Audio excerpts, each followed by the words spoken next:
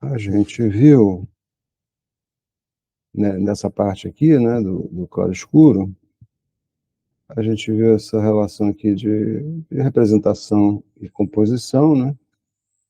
E o claro escuro não funciona somente para representação, ele tem uma função compositiva também fundamental, importante. Vimos a passagem do Klee, que ele cita lá, que é a interferência no peso das formas, né? Essa passagem aqui, né? Onde ele esclarece ali que a questão principal ali é a interferência no peso das formas, e a gente viu que também existe essa independência em relação às formas. Interfere no peso das formas, mas também funciona de maneira independente, né? Isso que a gente vai ver hoje, tá? E que é esse aspecto aqui. Então a gente ticou esse aqui, e vamos ver essa parte aqui, que é a independência em relação às linhas, que também que é mais ligada à questão das manchas, né? E vemos também ritmo e dinâmica. É claro que o claro escuro em mancha, ele, como ele faz passagens, né? Ele está mais ligado à questão da dinâmica mesmo, né? Vamos ver isso aqui direitinho. A relação de jogo de áreas, que seria esse aspecto aqui e esse jogo aqui de independência em relação às formas, que eu posso criar um ritmo de pretos, um ritmo de luzes, que seja independente da minha composição das linhas. É claro que aqui mesmo, né, quando a gente trata da mancha, na prática, a gente tem um ritmo aqui interno, né, que cria uma direção compositiva ali, né, e conduz aquela mancha. Mas e a mancha é passagem, ela é ligada à dinâmica, então eu tenho um movimento que não se repete. É claro que na prática isso acontece mais ou menos como aconteceu aqui. Eu tenho um preto aqui, mas eu tenho um preto aqui também, eu tenho um preto aqui, que criam ritmos, né? Elementos similares criam ritmos na composição. Mas eu tenho um cinza aqui também, né? Tem um cinza nessa área que se repete aqui, que também cria ritmos entre si, mas ele se separa dos pretos, né?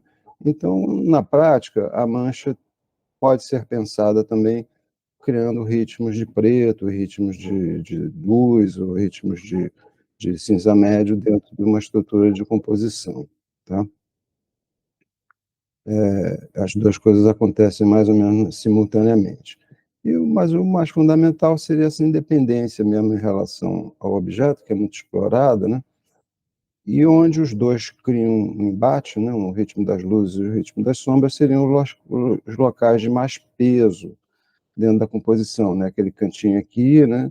E esse branquinho aqui do lado dos tons escuros seriam os locais de mais peso dentro da estrutura da composição, então também não se aliena do que a gente viu antes em relação ao claro escuro, né?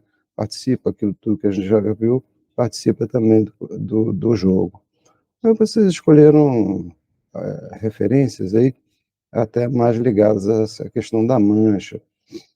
Então a gente vai dar uma aprofundada agora. E a própria mancha, ela pode esporadicamente definir alguma forma, né? Se eu tiver, sei lá, uma área ali onde, por exemplo, esse branquinho daqui, né? Ele ajuda a criar peso a essa linha, então também tem relação com essa interferência no peso das formas, tá?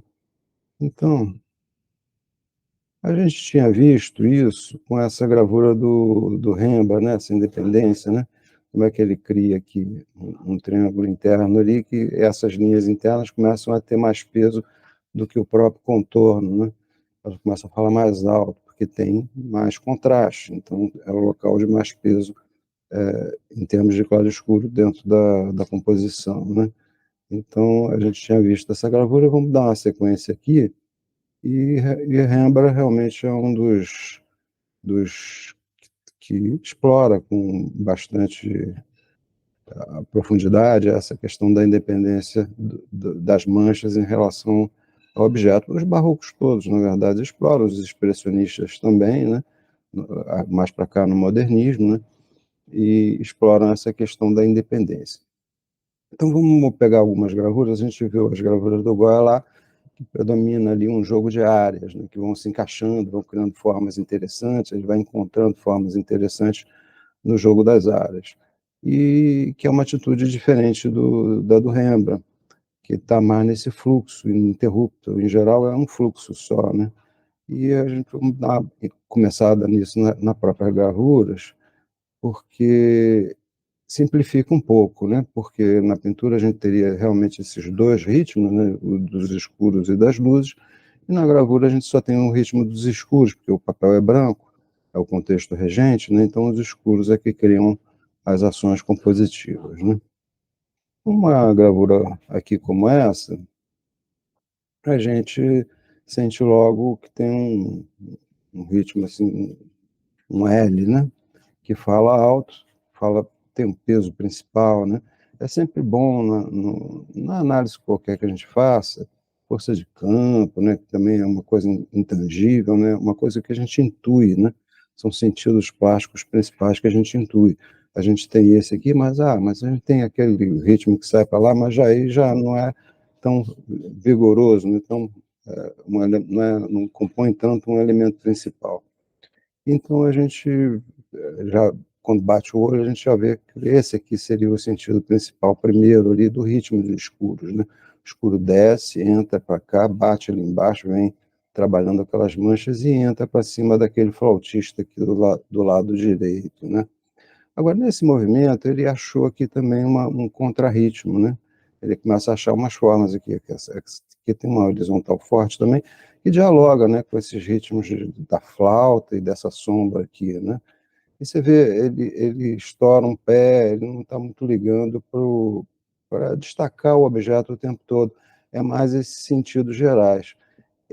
Esse aqui é o tema principal, né? O chapéu dele dá para ver, né? Como é que ele vem aqui, dissolve esse lado todo, desvaloriza, né? Retira o peso da linha, que a mancha passa por cima realmente do chapéu, né?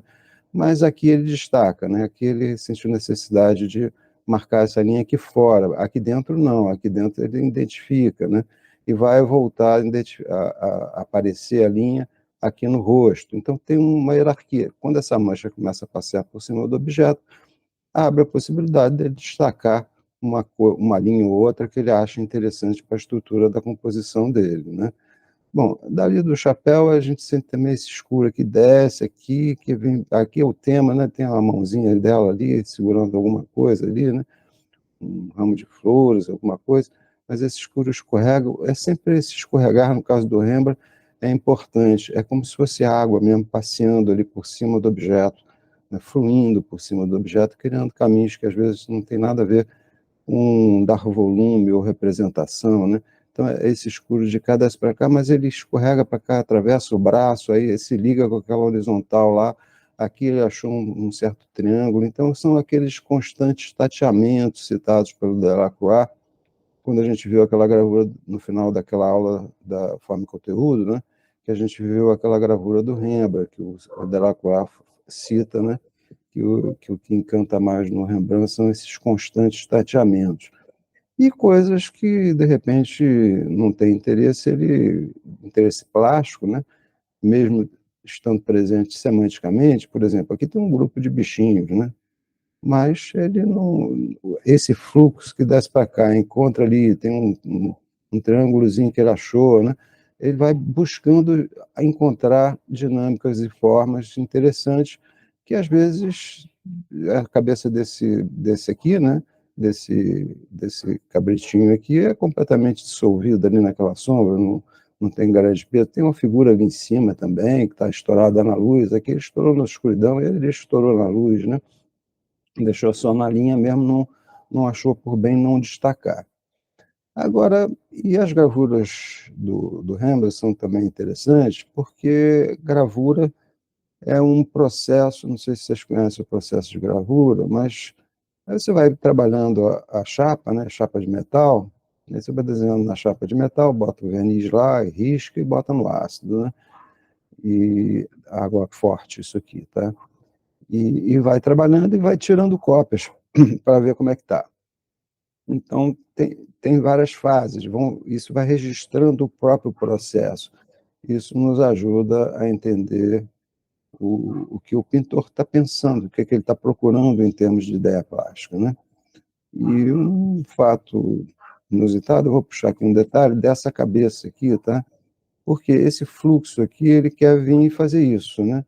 Aí ele vai e ensaia isso aqui acabou pegando essa sombra aqui, né, que ele achou interessante, esse fluxo, e jogou para cima da cabeça do camarada, né? Aqui não está tanto, tá vendo? Nessa fase anterior, ele deixou a cabeça mais luminosa, destacou essa linha daqui. Aí, no segundo momento, ele vai e resolve integrar isso aqui mais um pouquinho, né? Aí aquela sombra sobe, aí até aí tem a coruja aqui do outro lado. Aí ele vai encontrando esses ritmos, criando esses fluxos ininterruptos. É como se fossem realmente, para a gente, assim, em termos de princípio plástico, seria isso, né? Seria buscar esses fluxos. Pensa na água que a coisa flui, tanto com as dinâmicas dos escuros, quanto com a dinâmica das luzes. Nesse caminho vão acontecendo ritmos, né? Preto, preto, preto. Isso vão criando esses pontos de relação também. A mancha não é só vaporosa, não é só esse fluxo do meio. Ela vai marcando ali pontos de peso também, no caso aqui de preto, né? Que vão criando relações internas, criando dinâmica, ritmos internos ali, somados a essa questão da dinâmica da mancha, tá? Vamos para uma outra aqui. A composição triangular é básica aqui, né? Esse é o filho pródigo voltando para casa, o pai abraçando e tal. E interessante, é o mesmo princípio, né? Você vê isso tudo aqui, tem um preto aqui forte, mas ali tem uma faixa de escuro, porque ali tem a luz meio que quer entrar ali para dentro, né? Então, esse escuro aqui lá da porta dos outros irmãos também migra um pouco aqui para dentro. Mas vamos nos concentrar aqui no meio, que é mais interessante até. Se a gente esquecer esse braço aqui do filho, filho pródigo, né? Que abre uma forma aqui, né? Cria uma forma aqui, uma dinâmica interna ali, a gente percebe logo que o escuro quer fazer isso aqui, que ele quer descer, atravessar, separar o filho do pai, né? Há uma divisão interna ali que é ligada só por esse braço aqui, que é acolhido ali, né? Então, na verdade, isso aqui é um grande fluxo, tem um sentido geral, por mais modulação que tenha, ele vai escurecer isso tudo aqui, depois ele abre aquela luz ali para marcar o braço. E esse movimento meio que se repete aqui, também tem uma forma muito interessante, dialoga com essa, né?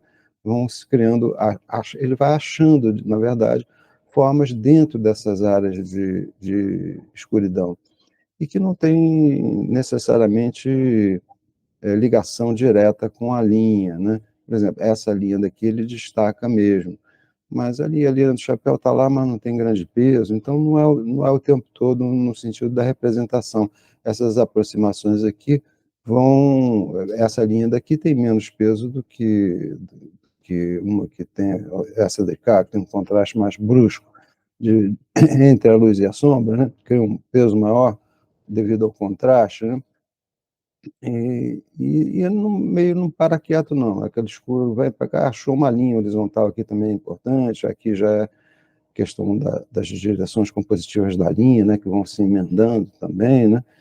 Então é um complexo ali de relações, né, que vão sendo montadas, e o claro escuro meio que atravessa isso tudo em cima de uma outra ideia. Você vê que a dinâmica da linha, né, como é que ele força aqui para essas direções compositivas, aí tem o eixo do velho é mais em curva, esse cara aqui é mais em curva também, criando um núcleo ali dentro, e o claro escuro faz participa disso um pouco, participa, mas a tendência dele é ser mais nessa verticalidade, e ali ajuda, né, também esse movimento, a dar esse movimento do velho. Mas tem umas coisas assim, ó, ele vai encontrando ali. Se a gente parar para olhar, a gente vai encontrando assim, por que essa forma de cá, né? ligou ali com o chapéu, são formas similares que ele vai encontrando, aí se assemelha um pouco àquele encontro de formas que o Goya fazia, né?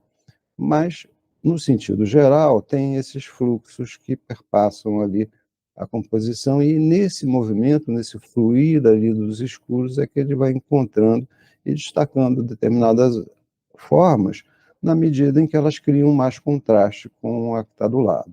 Então, aqui eu tenho um peso e aqui eu não tenho, né? Aqui essas linhas estão lá, tem função ali, né, de linha e de representação, mas não tem destaque. Então, há essa possibilidade de criar esses pontos de destaque. Sempre é importante isso. Onde é que está o maior local de mais peso visual? É um lugar, em termos de claro-escuro, né, de mais peso tonal, né? Onde é que tem mais contraste?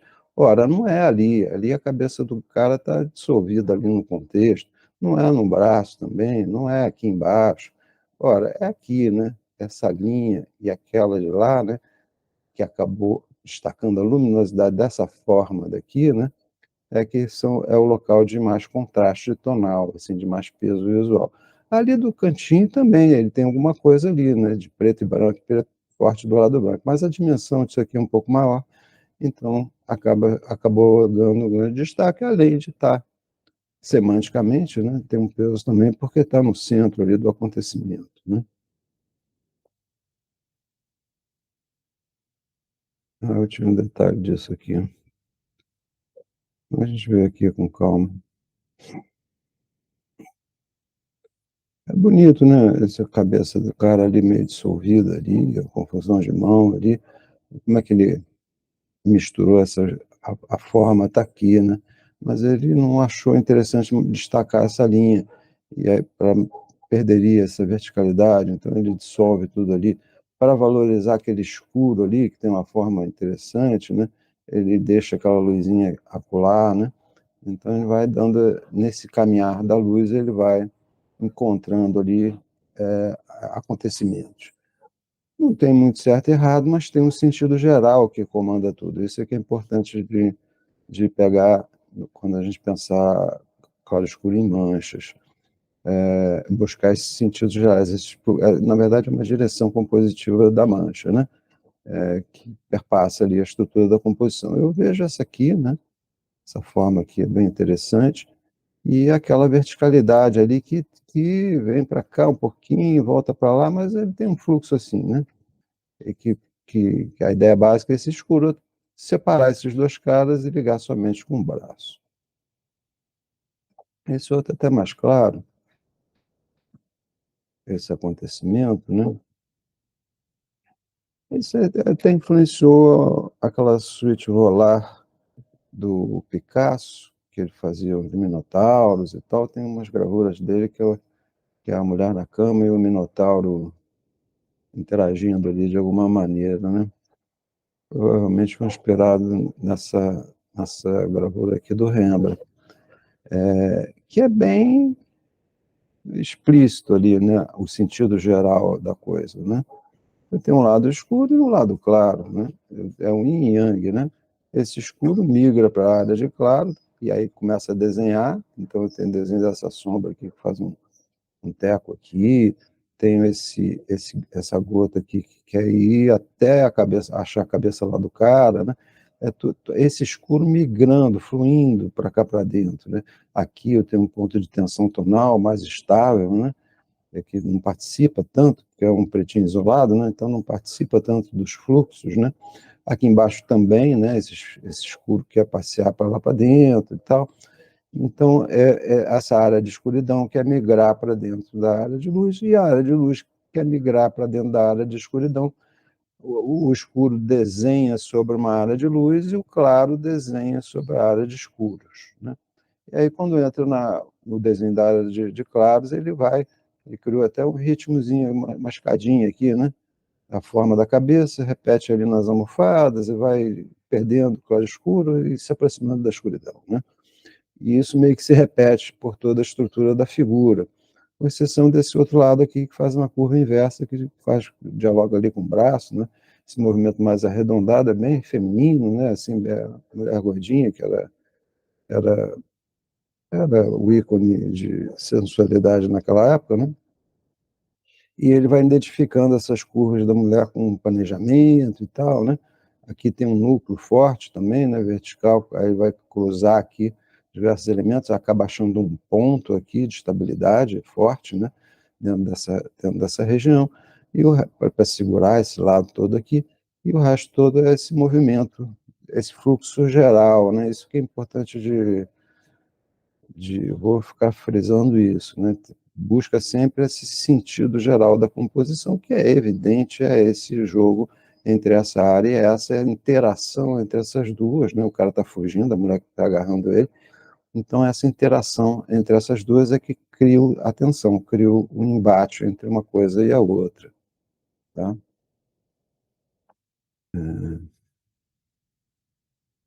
Aí vamos aqui para uma mais complexa, olha que bonito isso aqui, né? Essa área de luz inteira ali, né? Fala primeiro, né? É o que tem mais ação compositiva. Em primeiro lugar, seria essa forma daqui, que quebra, na realidade, o tema básico dele, que é esse triângulo aqui em volta que culmina lá na cabeça do Cristo, né?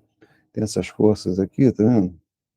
O braço, esse movimento, essa própria mãozinha ali, tem forças atuando ali que vão determinando essas direções, né?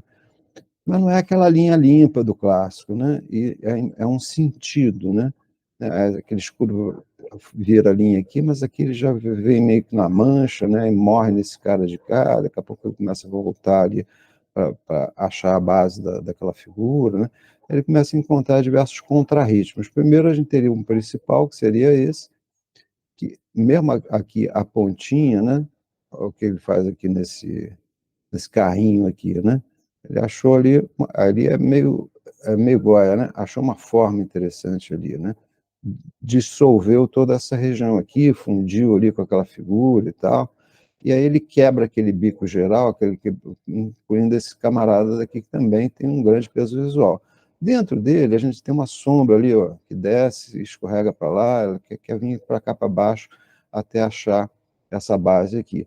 E dali começa a ver esse retorno, né, que tem essa figura aqui em curva, né, e começa a achar diversas coisas aqui que seriam ser um contrarritmo, né, que vai alimentando, vai enriquecendo a dinâmica principal. Ele não fica em uma só, ele vai aproveitando ali contrarritmo para dar mais naturalidade à composição, né? Mas sempre pensando o que é a função daquilo dentro da estrutura da composição. Então, por exemplo, esse braço aqui ele destacou, emendou ali na perna do Cristo, né? A gente teria esse contrarritmo principal, e dentro dele ainda tem um outro, que eu acho que é o terciário, né? Antes desses aqui que a gente estava vendo agora, que seria o terciário, que seria esse escuro lá de cima, descer aqui para dentro do Cristo, né? Isolando o Cristo como uma área de luz dentro das áreas de maior escuridão, né? O sentido também é um pouco esse, né? A luz entra de um lado e o escuro entra de outro. E aí o tema está ali no meio, né? Ele vai encontrando formas ali, ele ficou meio, parece que na dúvida, né? Tem uma forma aqui, uma forma ali, ele vai, experimenta de um jeito, experimenta do outro, e aí vai sobrando esses rastros de formas que, de repente, não têm grande peso visual, mas contribuem com a estrutura natural da composição. Então, esse procurar que, às vezes, as imagens e as pinturas têm, é importante, porque é quase como se a gente entrasse no processo de criação do cara, a gente acompanha o pensamento do pintor, né? E ele não mascara isso, não oculta isso, né? Às vezes tentou botar uma linha lá mais marcada, não ficou boa, aí desmancha, integra, dissolve ou na área de luz ou na área de sombra, e a coisa vai. A gravura dá para fazer, né? Por exemplo, se ele bota um preto aqui e não gostou, ele vai raspa com brunil e ele resgata o metal, né? E ele já resgata a luz. Então dá para ir e voltar com preto e branco muito, muito mais à vontade que num papel. O papel, se você voltar muito, ele começa a esfarelar, né? Ele começa a cansar e esfarelar. E o metal não. Então a gente vê que é uma gravura mais amarrada, mais fechada, E essas soluções, assim, que ele estoura tudo aqui na área de luz, só deixa o chapeuzinho ali, né? Para que que ele deixa chegar? Tem uma mãozinha aqui que ele destacou, o chapéu, ele está querendo migrar para cá para dentro, né? Ele não chamar esses escuros para participarem desse contexto aqui um pouco mais baixo. Ali ele faz uma confusão, tem um garotinho, tem um cachorrinho que tem uma forma parecida com essa, que tem uma forma parecida com a confusão. Ele vai fluindo, né? Vai encontrando, vai descobrindo ali ritmos que ele acha interessante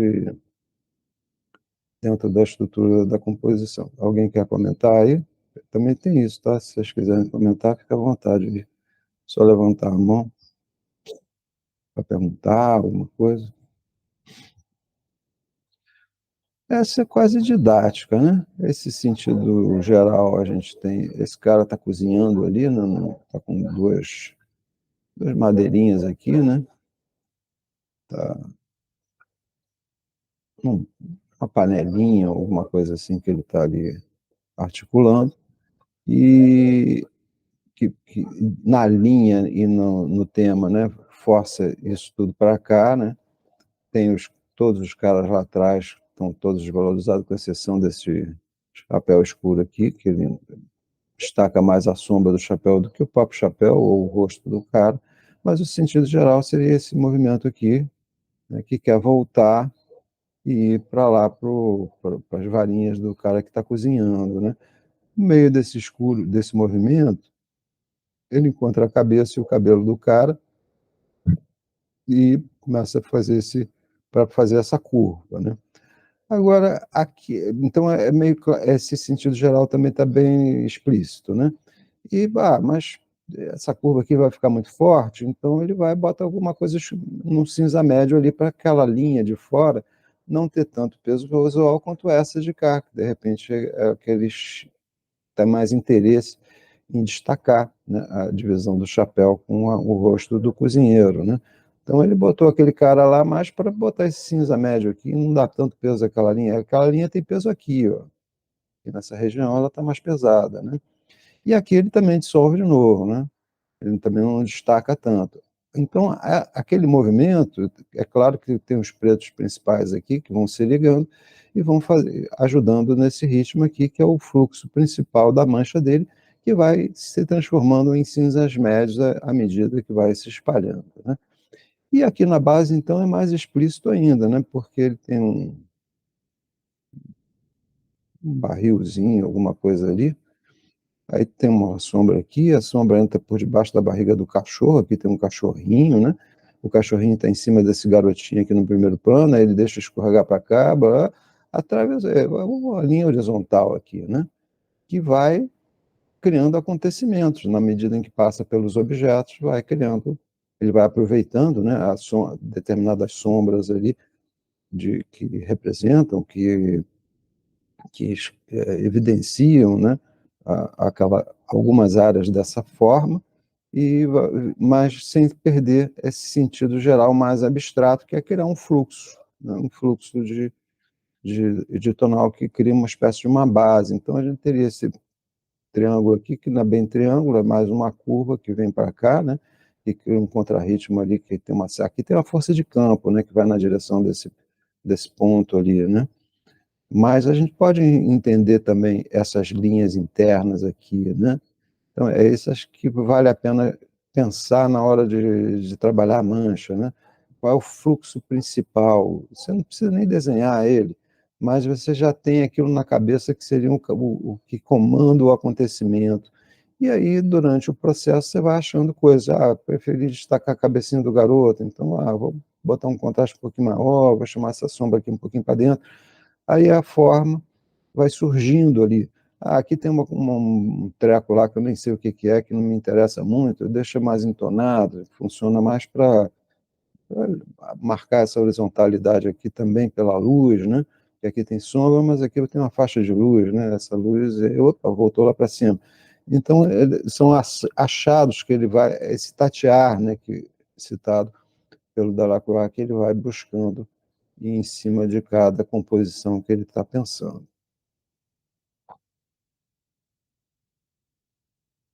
O jogo de áreas é mais como é que eu vou dizer, mais racional, é mais possível se você ter um raciocínio mais objetivo. Aqui não tem jeito, quando tu começa a trabalhar na Mancha, tem esse aspecto mais da intuição mesmo, né? Desses sentidos gerais que vão acontecendo, desses achados que vão acontecendo no meio da Mancha, né? Então, aqui tem uns pretinhos interessantes, né? Umas formas aqui meio orgânicas, que vai criando uma espécie de um padrão de pretos ali dentro, né? Que isso é muito, que enriqueceu essa região toda daqui do meio, né? Essas linhas daqui, né? As linhas aqui. Aí começa a fazer as bolinhas para lá, né? Então, são achados mais intuitivos mesmo, né? As coisas que vão se somando dentro da estrutura da composição, né? Outra que é interessante é essa daqui, né? Tem um Vzinho aqui. Quanto mais a gente olha, mais a gente encontra, né? Coisas que, ritmos que estão acontecendo ali. E que quando na hora que você for fazer, destaca lá e vê como é que fica. Ah, não contribuiu, atrapalhou. Aí vai e tira, né? Vai e volta. E voltar é importante. Achar um processo que você possa arriscar e sem perder a composição, sem estragar o trabalho, né? É importante, tá? Porque no ir e vir é que a coisa vai se desdobrando, né? Aí vamos lá para a pintura mesmo. Um quadro grandinho, vou botar ele aqui logo no preto e branco, para a gente não se confundir aí com o acréscimo da cor, né? Ora, deixa eu até ver se eu tenho detalhe aqui. Não, não botei não. Ora, mas eu vou chamar, quando eu boto detalhe aqui nesse programa, eu não consigo usar a caneta. Mas aqui a gente tem o peso principal da composição, que é o local de maior tensão de claro escuro. É a luz mais forte do lado da escuridão mais profunda, não é? Porque a escuridão tem aqui também, tem para outros lados, mas não tem tanto contraste. Então, um dos escuros mais fortes encontra com a luz mais poderosa aqui no meio da composição. Isso aqui é aquela cena da adúltera, né? Cara, que o Cristo diz, quem nunca pecou, atira a primeira pedra e tal, e é apresentado ali por um rabino ali para ele. Então, ele bota o tema principal dele aqui, nesse núcleo, ele bota o local de maior tensão tonal, tá? Agora vamos lá. Ora, a gente sente que a luz faz isso aqui, que é se juntar ali com aquela figurinha, né? E se espalhar, né? Ela desce pelas escadas para cá, vai para lá também e tal. Aqui ele cria um embate com esse camarada escuro que se repete ali, que começa a se dissolver lá atrás, tem um monte de figuras ali, né? E esses escuros, né, um, dois e três ali, balizam e iluminam esse cinza médio que representa o Cristo e esse outro camarada que está aqui do outro lado, né? Então tem um ritmo ali de verticais que dialoga com aquelas colunas lá atrás, tá? Também são cinza médio, mas funcionam como luz diante daquela escuridão. Então, nesse caso aqui, o contexto é todo escuro, né? Quem vai falar mais alto são as luzes. E a ação compositiva principal é a das luzes. Mas mesmo aqui, né, aquele espírito da gravura meio bagunçado, ele não para muito quieto, não. Tem um ritmo principal, tem esse triângulo que quer se espalhar para cá, vem para trás desses outros dois personagens aqui, eles não se destacam tanto aqui no claro escuro, mas eles se destacam quando a gente entra a cor, porque aqui tem um vermelho forte, né? Então eles ganham mais peso. Então é um, dois, né? E um, dois lá, né? É ritmo, né? Repetição de um princípio ali que está perpassando. Então a luz vem, vai, bate lá e vem pela mão do rabino para as cabeças ali, quer entrar para lá para cima, vai meio que se dissolvendo, aí já é uma dinâmica, né? Eu tenho luz e vai escurecendo, escurecendo até se misturar ali, tem uma procissão lá atrás que vai subindo até encontrar aquele contexto lá do fundo. Então tem um movimento assim, né, de pessoas, na verdade, né, que vão criar esse ritmo, mas o claro escuro, nesse fluxo das formas das pessoas, vai destacando alguns ritmos, algumas composições. Aqui nesse cara também, tá? Tem um oh, o que eu fiz aqui? Cliquei errado aqui. tem uma luz forte aqui também, né, perto, tem até cor também, né, tem um cinzazinho frio azulado aqui e tal. Então ele volta ali para aquele planejamento, para aquela luminosidade e também se liga lá para cima, aí ele vai achando outros contra mas olha que interessante essas figuras aqui nesse contexto de fundo, são completamente dissolvidas, né, não tem o menor peso visual, elas se integram ali com a estrutura, da composição. Então ele está mais ou menos seguindo aquela lógica do que a gente viu lá nas gravuras, né. Nesse caso aqui, não só com os pretos, né, não são os pretos, porque o contexto é todo escuro, então é como se o papel fosse escuro e as luzes fossem o ativo principal, a ação principal. E o que que elas fazem? Elas se concentram aqui, espalham um pouco para cá, sobretudo, né, fazendo esse movimento aqui, que é entrar, subir pelas cabeças, rodar para lá para trás até achar aquele canto lá, que não é branco, mas é luz, porque o contexto é todo mais baixo, então a gente sente que a luz tem um sentido compositivo em cima da escuridão. Então aqui já houve uma inversão, o papel não é branco, é uma tela, né? Então há uma inversão ali que no caso da pintura, sobretudo no Rembrandt, eu não vou nem pegar muito Rembrandt hoje, porque a gente vai ver isso na pintura 2 e aí eu vou resguardar ali algumas composições para a gente ver lá. Mas as gravuras eu acho que são importantes, que quer entender essa mecânica, faz aqueles estudinhos rápidos das gravuras do Rembrandt, é uma aula de claro escuro em mancha, tá, para você pegar a manha, assim, as possibilidades que se tem, né, mas quando entra no território da pintura, o Rembrandt, em geral, partia de um cinza médio, que é esse laranja aqui, esse tom de terra alaranjado, né, que é a base dele, e ia para os escuros para um lado e para as luzes para o outro. Como o contexto aqui é todo mais escuro, as luzes começam a falar mais alto. Olha que interessante esse escuro aqui, como é que ele faz isso aqui, ó. Como é que ele tem nada a ver com o resto, né? Ele vem criando, querendo cair aqui para dentro, né? Então, os escuros também têm ritmo, né? Tá ali, tá aqui, tá lá e tá aqui, aí se espalha aqui numa grande horizontal, né? Aqui tem escuro? Ah, tem aqui embaixo. Aqui ele já começa a clarear para entrar no cinza médio e achar as luzes. Então ele vai explorando dessa forma. Mas como o contexto ficou todo mais escuro, quem predomina, no caso aí, é o ritmo das luzes. Vamos para um outro também, que é o inverso. Olha lá o cinzazinho médio dele. É um tom alaranjado, tá? Aqui o ritmo das luzes, predomina, mas a gente também sente o ritmo dos escuros, né.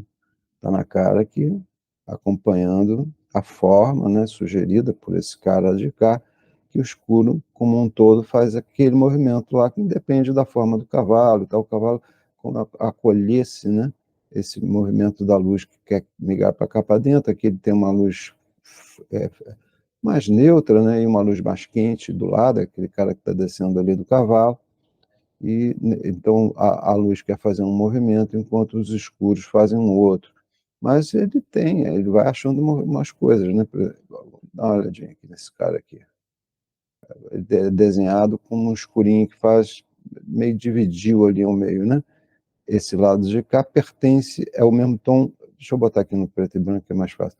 Esse tom aqui é igual a esse aqui do corpo do cara, né, botando preto e branco dá pra ver que a divisão ali é mais cromática do que tonal, em termos de claro e escuro, né. Aí ele botou uma luzinha ali no meio, que é a cabecinha do cara que se destacou, né.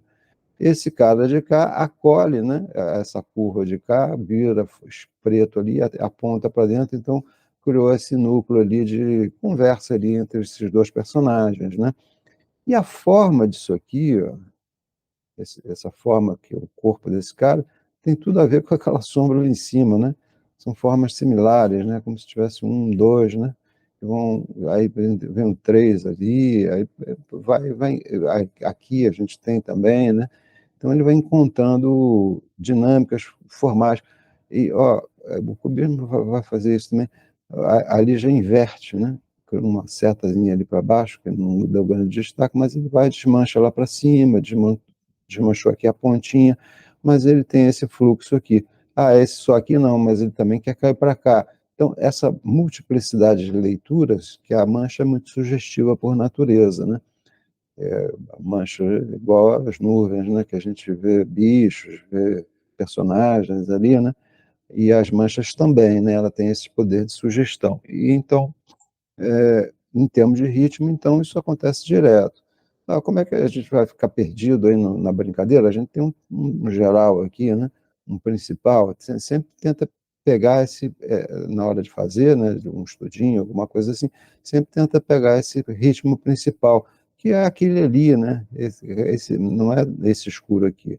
É em cima desse tom aqui, que vem primeiro, né? É um pouco mais escuro do que o cinza médio que usou como ponto de partida, que é o fundo, né? É um pouco mais escuro, então ele veio escurecendo aqui, aí no meio disso ele achou isso, achou aquele desenho, aí ele vai lapidando a coisa. E aqui também, né? Ele vem, trouxe aqui para dentro, jogou lá para as costas do cara, achou aquela sombra ali que virou a cabeça do sujeito, aí daqui a pouco virou a barriga do cavalo, aqui já tem mais contraste, né? E para nossos propósitos de estudo, sempre buscar, aliás, essa seria a primeira coisa, né? Eu vou tentar me policiar aqui para falar primeiro disso, seriam os pontos de maior peso tonal, onde o ritmo dos claros vem para um sentido e os ritmos dos escuros quer fazer outro, né? Onde é que estão os maiores, o embate disso, né? Por que, que a cabeça do cavalo tem tanto peso? Porque tem aqui um pretinho, tem aqui ele é bem iluminado, né? Esse cara aqui também é bem iluminado, então tudo que se... E eu tenho os pretos aqui próximos a eles, né? Então isso vai dando destaque ali. Você vê que ele economiza isso, tá? Não tem um preto exatamente do lado branco, é aqui, né? No topo da cabeça do cavalo, né? Porque aquele branco ali mesmo, aquele branco ali, né? Tem um cinza médio aqui do lado, não tem preto. Aqui na base também, ele passa pelo cinza médio antes de achar esse escuro aqui, né? Então é branco, cinza médio e preto, né? Aí esse escuro aqui também está ladeado pelo, pelo paninho ali que está em cima do cavalo, antes de encontrar os brancos mais fortes. Quando ele vem com essa faixa de cá, ele já abaixa um pouquinho o claro escuro do cavalo. Então tem uma escadinha, né? Cinza médio, preto e branco, né? O cinza médio no meio, né? Luz para um lado e escuros para o outro. E no caso ele vai economizando o máximo, o ideal é fazer assim, tá? Não dá os grandes destaques no primeiro momento, deixa para dar as ênfases, se você sentir necessidade, pô, aquela linha ali é legal, aquela linha ali é principal na brincadeira. Aí você taca lá um preto do lado do branco para destacar ela, né? Como é que é essa linha de cá, né? O escuro vem para cá, passou por cima do personagem e entrou aqui no, no estribo ali, no estribo é isso aqui embaixo, né? No paninho ali, né? Vai fluir para cá e que vai achar aquele preto lá do outro lado, né? E aí aqui tem um triângulozinho também para baixo, aí vai encontrando ali as nuances em cima da estrutura desse ritmo e contrarritmo, né? Luz e escuridão, ambos fazendo ritmos independentes que, quando se encontram, seriam os locais de mais peso de claro escuro dentro da estrutura do quadro.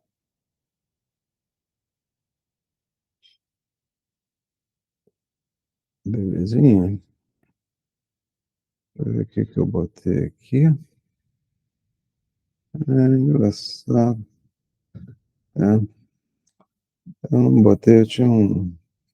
Vamos pular, vamos sair do Rembrandt, vamos para o Greco, que é outro barroco, né? E a ação de composição desse quadro é mais cromática mesmo, tá? E, e o Greco, vou botar aqui no preto e branco, em termos de claro escuro, ele cria também o eixo dele é esse tom neutro aqui, esse siena, né?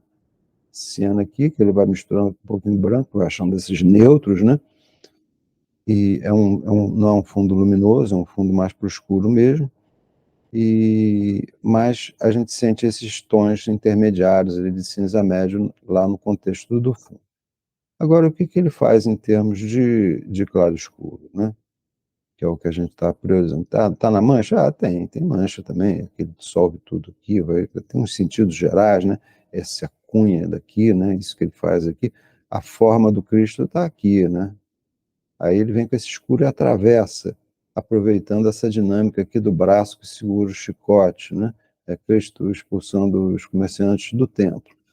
Então, ele acompanhou esse escuro aqui, criando esse ritmo, aquele escuro vai lá para trás, se mistura com aqueles caras todos, está naquela lógica do Rembrandt de deixar as coisas fluírem, né? Tanto linhas quanto tons de claro escuro vão se misturando ali para gerar uma dinâmica, né? Mas é isso aqui só? Não, mas eu tenho essa de cá também, que se contrapõe. E mas aí, para destacar essa linha de cá, aqui é o local de mais, a linha que tem mais peso visual, que tem mais contraste, né, esse lado daqui do Cristo, ele está com um pretão ali que escorrega até lá embaixo, eu acho uma forma esquisita aqui, né? Faz uma cunha aqui, né? E essa linha de cá meio que baliza e quer segurar um escuro que vem desde lá de trás, né? Ele quer migrar para cá, migrou para cá, encontrou essa linha, daqui a pouco veio para cá para dentro, escorregou para lá, ele para ali, né? É como se tivesse um fluxo do escuro vindo lá de trás, lá daquela coluna lá em cima, né? Atravessando esse grupo inteiro do lado direito até encontrar aquela linhazinha ali. Mas tá um negócio, será que o cara pensou nisso, né? Porque o Greco, esse que eu fiquei faltando aqui, porque eu tinha feito lá na minha tese a representação gráfica desse esquema, né? Como ele bota, ele tem preto aqui, tem preto aqui, tem preto aqui, preto aqui, preto aqui, preto lá, preto lá, preto aqui, preto aqui, preto aqui, tem preto para tudo quanto é lado. E a luz? Pô, a luz também está espalhada para tudo quanto é lado. Eu tenho uma predominância aqui, que aqui sim eu tenho um destaque exclusivo, né, dentro da composição, mas fora essa luz principal aqui, essas luminosidades que vão surgindo, né, de repente destaca e dispara lá para a coluna, aqui se mistura com essa, e aqui voltou a ter um acento forte também em relação àquele, mas a gente vê que a luminosidade em si, ela meio que também se espalha. Então a gente sente que ele começou construindo um jogo de claro-escuro para alimentar a estrutura de composição dele, né? Para fazer os desenhos, aquele ritmo lá, vou marcar isso aqui, vou achar esse triângulo aqui, aquele triângulo lá sobe ali para cima daquele personagem, daquela sombra, né? Vai desenhar ali, atravessar. Aqui eu vou marcar mais esse escuro aqui para estabelecer essa direção, né? Porque teria esse triângulo principal aqui, e em termos de linha, a gente já viu isso, né? E aquele contrarritmo invertido, né? A gente já viu isso quando a gente estudou a linha de Ashura, que ele, na verdade, ele cria um grande padrão de linhas. E em termos de claro escuro, também. Ele cria um padrão de pretos, porque tem preto para tudo quanto é lado, cria um padrão de luz, porque tem luz para tudo quanto é lado, então ele está criando um campo neutro para dar destaque à estrutura de cor dele. A cor começa a falar mais alto porque as luzes, o claro-escuro e as linhas estão neutralizadas. Mas o que eu queria chamar a atenção é o seguinte, mas o que eu queria chamar a atenção é o seguinte,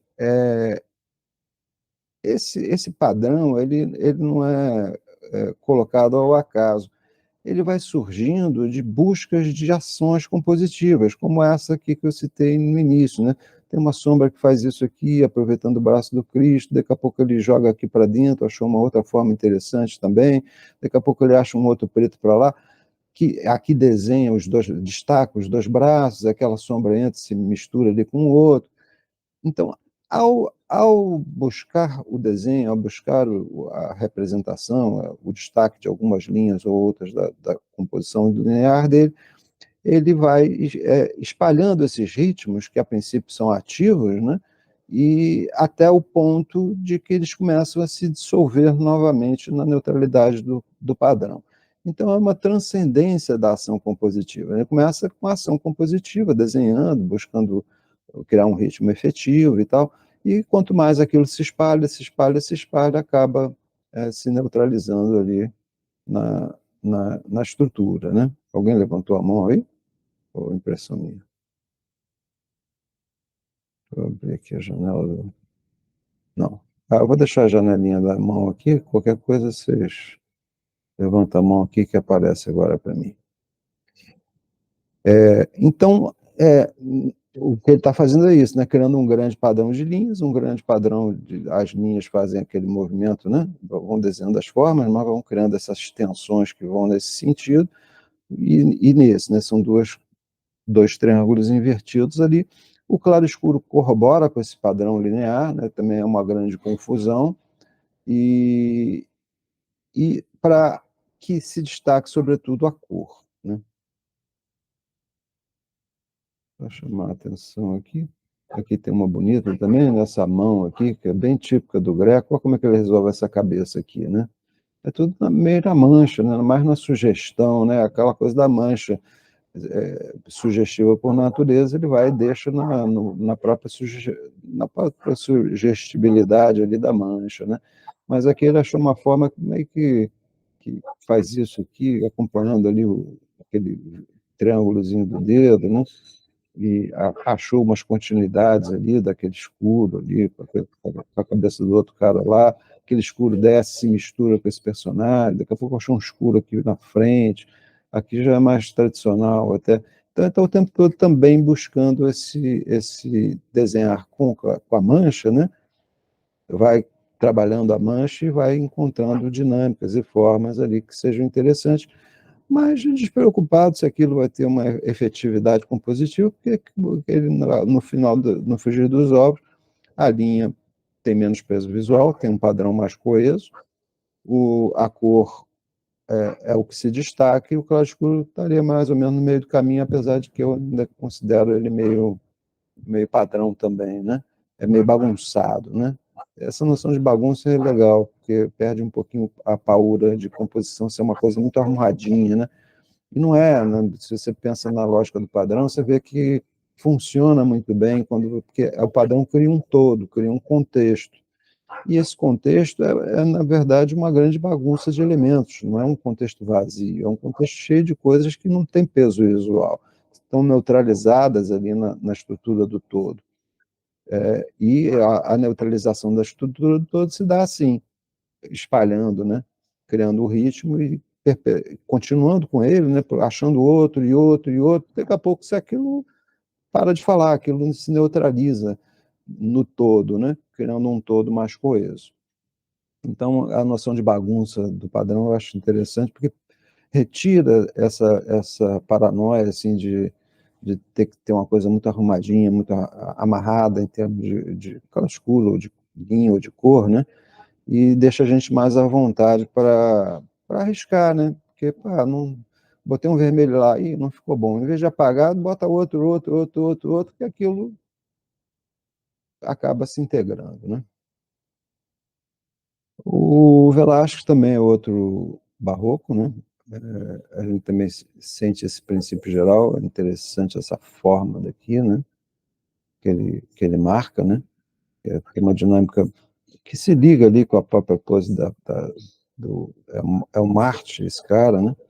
Ele se liga ali com a própria pose do Marte, tem essa cunha aqui que apoia o braço dele, e aí ele tem esse outro contra-ritmo ali, que é esse outro braço e essa perna, né? A cabeça acabou ficando de fora desse jogo. Aqui ele acolhe esse escuro aqui do fundo e traz aqui para dentro, ele tem um sentido aqui que é entrar indo nessa direção de cá, tá? Vocês sentem isso aqui, né? Aproveitando aqui esse escuro, aquele fluir, né? Aí no meio do caminho tem essa vertical aqui também, tem uns outros acontecimentos, mas a gente sente que ali há uma linha que não corrobora, né? Se ele não destacasse tanto esse cantinho aqui, isso fluiria um pouquinho mais, mas a gente sente que tem esse movimento assim, que atravessa, que acompanha a própria dinâmica, né? A cabeça está um pouquinho inclinada para lá e tal, e faz corrobora com aquele movimento, né? Com esse núcleo aqui de baixo também, né? Que faz esse ritmo de cá, acompanha, dialoga com isso aqui, né? Com esse lado aqui da forma que plasticamente é a que tem mais peso visual, né? Ele tem um branco aqui do lado de uma escuridão, né? Branco ali, ele deu apoio ali, né? Ele quis fazer essa relação aqui, né? Isso aqui dá esse topo aqui em cima, né? E essa linha daqui é quebrada por esses cinzas médios que atravessam ela, né? Mas não tem grande contraste aqui ou ali, não tem grande contraste. O cinza médio quer fluir até achar esse bico aqui para baixo, né? Então, para apoiar esse topo aqui, ele bota o branquinho ali de um lado, e esse branquinho do lado preto aqui, ó, que é um dos pontos de mais tensão tonal dentro da composição, assim, o preto do lado branco criando uma linha limpa, definida, né? E que também é importante, tem uma sombrinha aqui, tem uma sombrinha ali, aí, opa, achei aqui, ele está querendo corroborar aquele grande movimento que a gente tinha visto inicialmente, que perpassa ali no todo a composição, né? Aqui ele também destacou para não deixar esse escuro, se tirar isso daqui, tá? Esse escuro começa a fluir mais para dentro aqui, né? Aí ele bota ali também ajuda a dar esse apoio. Agora, o grande barato desse quadro na verdade, é a cabeça, né? Que não tem nada ali, né? É uma mancha, né? É uma manchinha aqui, não tem. É um cinza médio ali, deu uma bolinha preta aqui, ali nem isso. Um bigodinho ali que é uma mancha, não tem desenho clássico, definido. Olha como é que ele resolve essa mão aqui. Não é aquela coisa que o cara bota a linha e depois vai botar o claro escuro. Ele vai construindo com a própria mancha, né? Nesse espírito aqui da mão, ele vai para ali para a cabeça. O elmo ali tem mais definição, né? Para a matéria das pinceladas do que o desenho de um nariz, o desenho de uma boca, de um olho, né? Foi tudo jogado no espaço, tudo mais sugerido do que definido, né? É típico do espírito do barroco, apesar de que aqui a gente tem definições, né? Aqui estaríamos quase num Rafael, num Leonardo, né?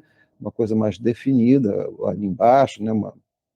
Planejamento e tal, tem uma definição muito maior, então tem uma hierarquia também entre definição e definição que foi construindo o, a estrutura da composição, e como isso aqui é mais definido, essa região, isso acaba se separando como uma forma quase que geométrica, né, que ele vai e volta e vem para cá no escudo, né, é, uma forma quase geométrica que atravessa a estrutura, que não tem nada a ver com a pose, com a, com a forma do Marte, né?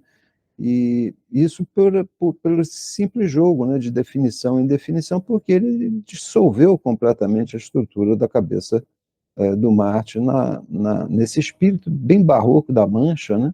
É ousado, né? Essa mão e essa cabeça aqui não são estranhos a solução que ele deu aqui embaixo, né? E isso só teria sentido em torno de uma ideia plástica que amarrasse isso, que desse sentido plástico a isso. E a ideia plástica é essa, né?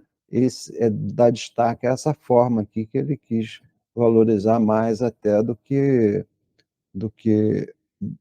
a representação do Marte propriamente dito. Aqui é na cor, tá vendo? Aqui como a cor são idênticas, né? Claro escuro, né? Aquela linha ali que sobra aqui, que vai descendo aqui para baixo, está sendo determinada mais na cor, né? E aqui ele aproxima pelo claro escuro, né? Dissolveu no claro escuro, né?